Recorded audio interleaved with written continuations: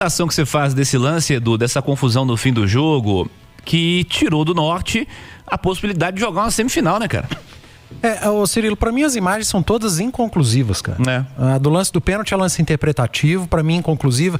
Sendo sincero, eu não vi todas as imagens. Eu tava trabalhando no jogo Itabirita e Atlético, em Nova Lima, não vi o jogo do América, não vi ao vivo. Depois fui buscar essas imagens dos lances polêmicos e consegui ângulos muito ruins, cara, muito ruins. O ângulo da invasão, por exemplo, é de uma câmera da cabine, quando deveria ser uma câmera do impedimento ali, pra você ver exatamente se o cara tá inclinado, se o pé dele tá na área é só inclinação, se quem participou do lance no rebote do goleiro invadiu ou não. Então, pra mim, eu não consigo cravar. Não consigo cravar. E se houve um problema de invasão de regra, é muito mais responsabilidade do árbitro de vídeo, que é o senhor Daniel Vitor Costa. Daniel Vitor, porque toda hora só fala Zanovelli, e quando vai se referir ao Daniel, só fala, mas o árbitro de vídeo. Não, tem que dar o nome também, né? Não é só do árbitro de campo.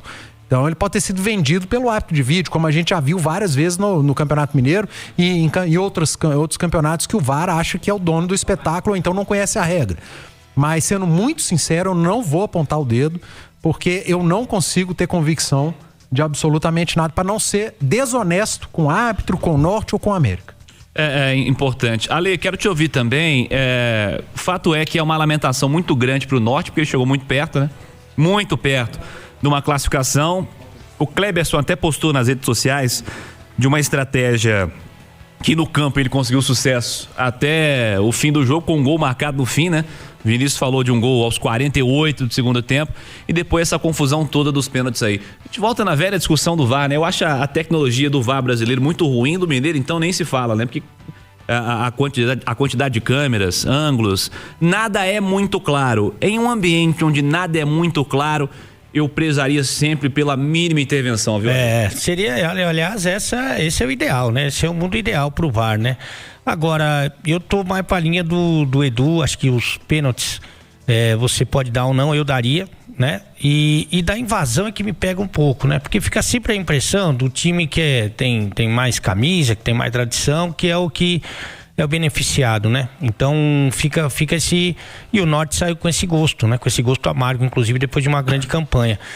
Agora, eu fico com a impressão de que os pênaltis foram bem marcados e essa invasão que ficou, para mim, não ficou tão clara, principalmente dentro dessa nova recomendação. Então acho que ficou esquisito. E o América que começou bem a competição, né? Até porque teve um pouco mais de tempo para se preparar. A Série B acaba antes, né, do que a Série A no Campeonato Brasileiro.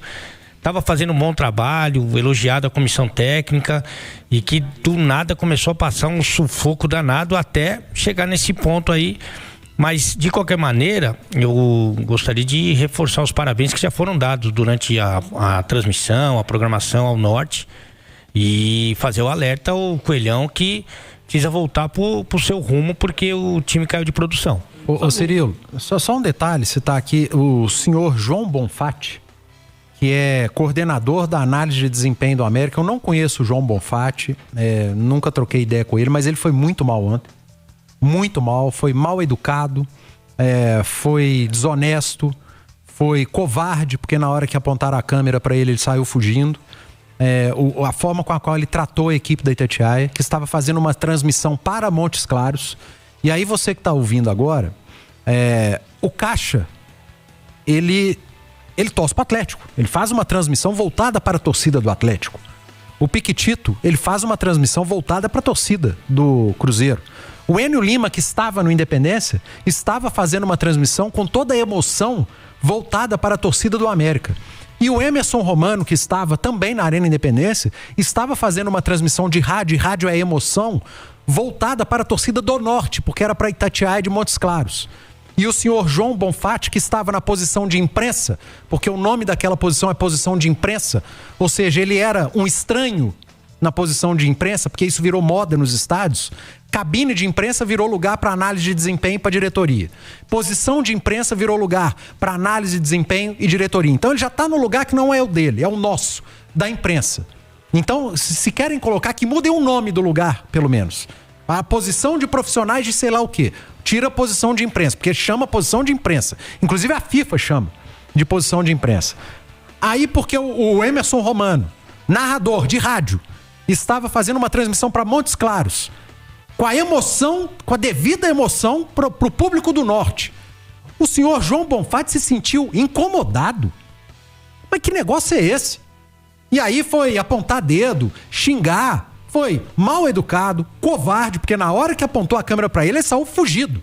E não só ele, outros membros também, porque teve um que passou na frente, igual um gatinho. Aí a hora que chegou perto dele, virou o leão. Virou o leão, o coelho malvado, né? Então, essa turma do América que estava na posição de imprensa, vocês foram covardes, vocês foram mal educados, não sei se vocês são, mas vocês foram. E vocês erraram. Vocês erraram muito feio. E que o América tome providências, inclusive, de pedir desculpa pelo que aconteceu. Porque o Emerson Romano, o Rafa Silveira, o Alisson, a Cássia Cristina estavam lá trabalhando e vendendo emoção pro público de Montes Claros. Eles não estavam ali para incomodar nenhum membro dodói do América que estava na posição de imprensa, como um estranho no ninho. O América precisa rever isso aí. Isso acontece em todos os jogos, tá? Não esse comportamento, mas essa turma que fica ali, eles ficam posicionados bem abaixo da cabine da rádio, né? E durante todos os jogos eles batem na mesa, eles xingam o juiz, eles apontam pra sei lá onde. Todo jogo é isso. Então assim, ou a turma muda o comportamento, se comporta como profissional, né? Como tem que ser, ou que o América tira esses caras dali, né? Porque eles fazem mal realmente ao setor. O nosso microfone ambiente fica ali, por exemplo, e capta tudo isso. Esses xingamentos desses caras ali sem educação, pra dizer o mínimo, né? O que aconteceu ontem foi bem ruim, o Simões falou mais cedo, o Edu falou agora também, reforço, solidariedade aos amigos que ontem passaram por algo que jornalista não tem que passar. Esses tempos, assim, eu achei que estava superado, mas essa história de intimidação, ainda bem que filmaram, né? Ainda bem que mostraram. A imagem rodou por aí. E que jornalista que saia de casa para trabalhar simplesmente consiga trabalhar e voltar para casa, né? E o mais louco, Cirilo, é como que o cara que tá ali é um profissional, um analista de desempenho, ele vai querer dar pitaco de como que o jornalista tem que trabalhar. Eu não vou analisar o time para ele e dizer que ele tá trabalhando mal. Alguém chegou lá e falou que ele analisou mal? Deve ter analisado, né? Porque o América jogou muito mal. Tá jogando mal, né? Tem jogado mal. Então, assim, preocupa em fazer a sua função, que os profissionais de imprensa fazem a função deles, né? E estavam fazendo muito bem feito. E tenho certeza que os nossos profissionais não foram desrespeitosos com ninguém, para gerar um comportamento que também não seria justificável, né? Mas para gerar esse tipo de comportamento desse rapaz aí. Enfim, vamos seguir a vida, daqui a pouquinho a gente volta a falar do clássico aqui na mesa redonda, vamos falar mais do clássico, analisando o que pode acontecer dentro de campo na próxima semana, né? Para Atlético e América, grande jogo, a partir do próximo domingo,